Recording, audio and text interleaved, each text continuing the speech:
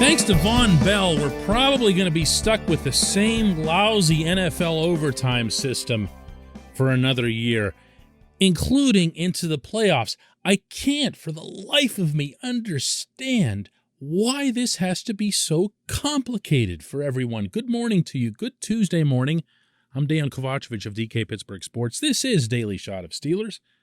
Comes your way bright and early every weekday. If you're into hockey and or baseball, I also offer up daily shots of Penguins and Pirates where you found this.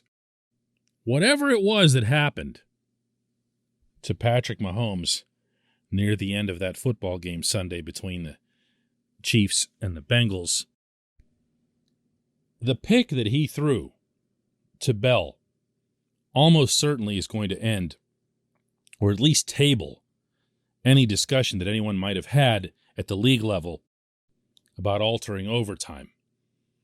Given what had happened the previous week on that same field between the Bills and the Chiefs, it was very much a subject worth bringing up. There is no rationality for having a coin flip be that influential in which team wins a playoff game.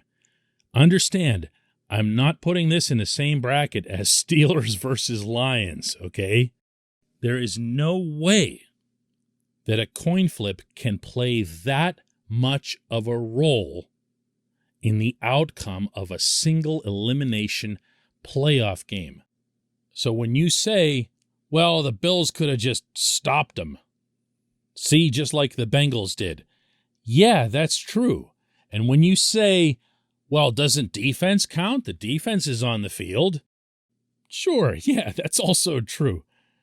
The problem is the coin flip itself weighs into the percentage just way too highly. I've got some numbers here for you. The team that wins the coin toss in the NFL going into overtime has an 86, 67, and 10 record. Now, that doesn't sound like it's all that much, right? And it isn't. It's a 52.8% success rate. If you win the coin toss, you've got a 52.8. It's like barely better than whatever, right? It almost feels 50-50. But now there's this. The team that wins the coin toss has won 10 out of 12 playoff games. That's a little bit different. What exactly does that mean? Well, if the first thing that comes to my mind is it's just too small of a sample size to really try to get all dramatic about it.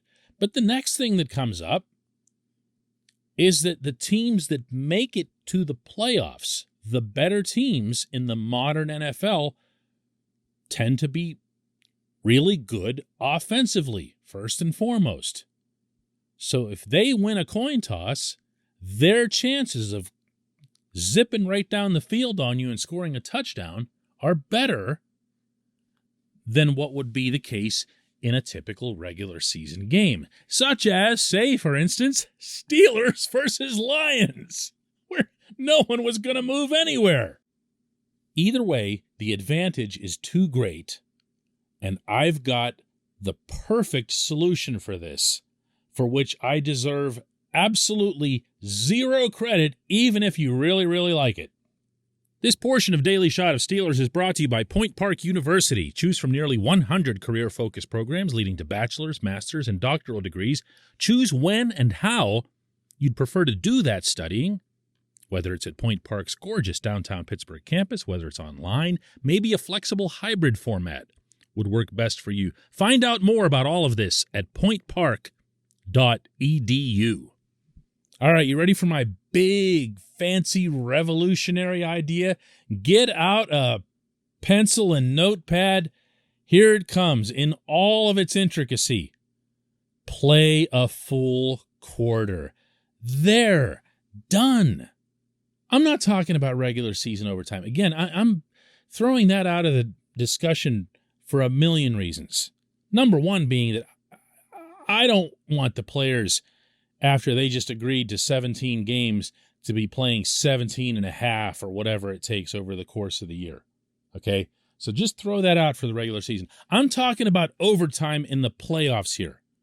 There's no reason whatsoever that you couldn't ask two teams who have just put everything on the line for a full year to settle their difference via an extra quarter of football.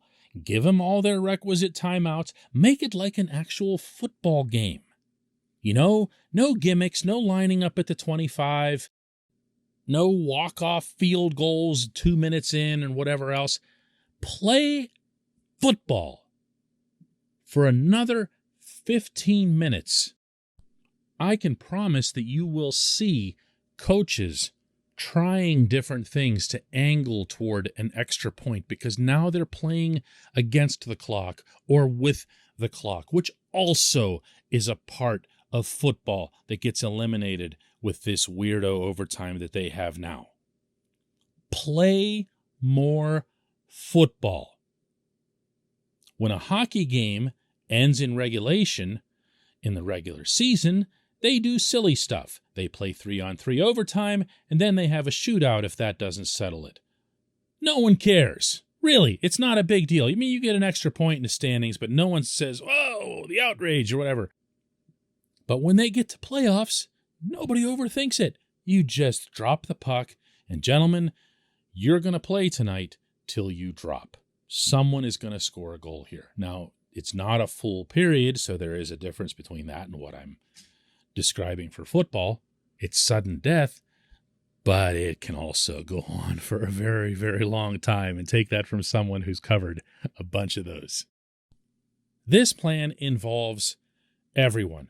Special teams is involved. Not excessively so, but just the same amount as what you'd have in a normal football game.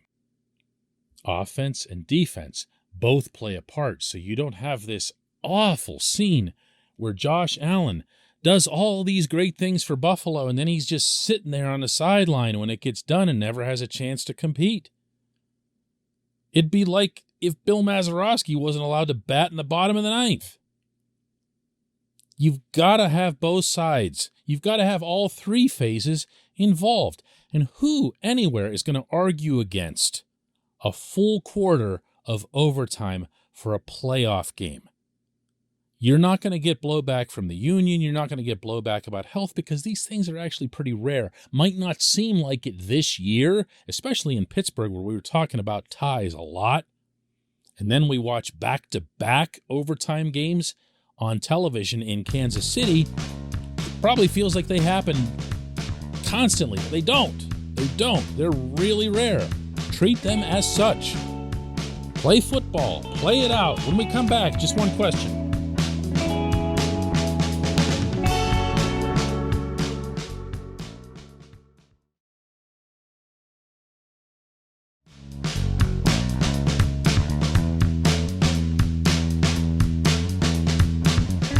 Welcome back. Our J1Q comes all the way from Sydney, Australia. And Alex Hughes, who asks, one of the most common downfalls of this Steelers defense, apart from the inability to stop the run, has been when middle linebackers have been asked to cover wide receivers.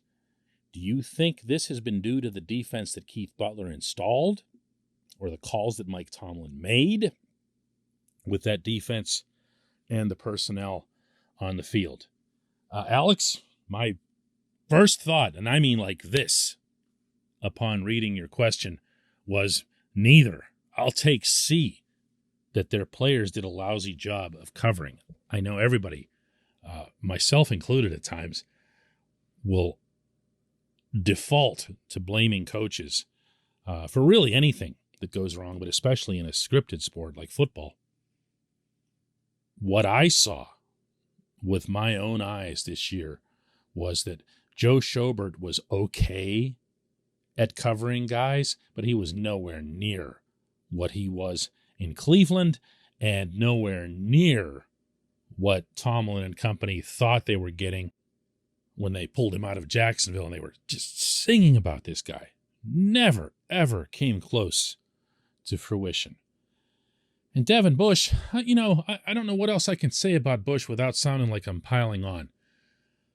I almost feel obligated to start taking a different tack on Bush just to try to balance out my own stances on the kid, because he is, for real, a little more than a year removed from a major reconstructive knee surgery. And those things do take time. And I don't think anybody would dispute that he had a tough time with that this year and deserves the benefit of the doubt going into next year, though not for long.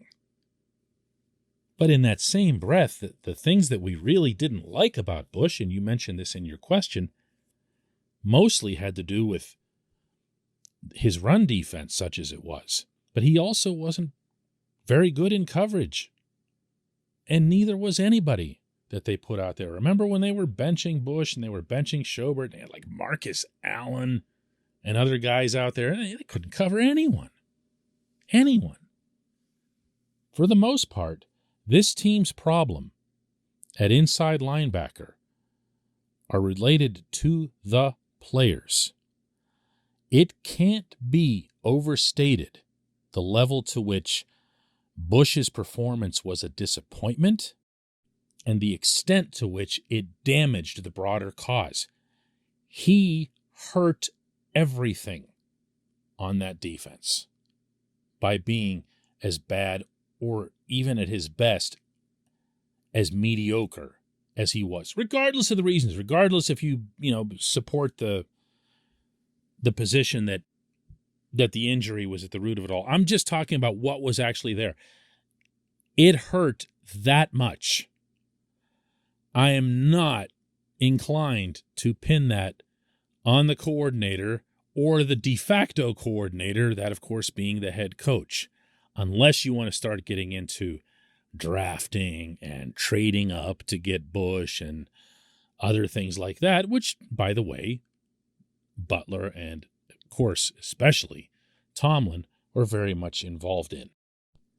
Given this team's never-ending search to replace Ryan Shazier, which now appears to be heading into like phase 4 or 5, don't be surprised if at around draft time, when all of us are talking about quarterbacks and offensive linemen, maybe even defensive line, although I'm starting to feel that's a lower priority with Tyson Alualu committing to come back, don't be surprised if that position doesn't come up for the millionth time. Never, ever, ever let your guard down on the Steelers drafting an inside linebacker up high. I appreciate the question. I appreciate everybody listening to Daily Shot of Steelers. Let's do another one tomorrow.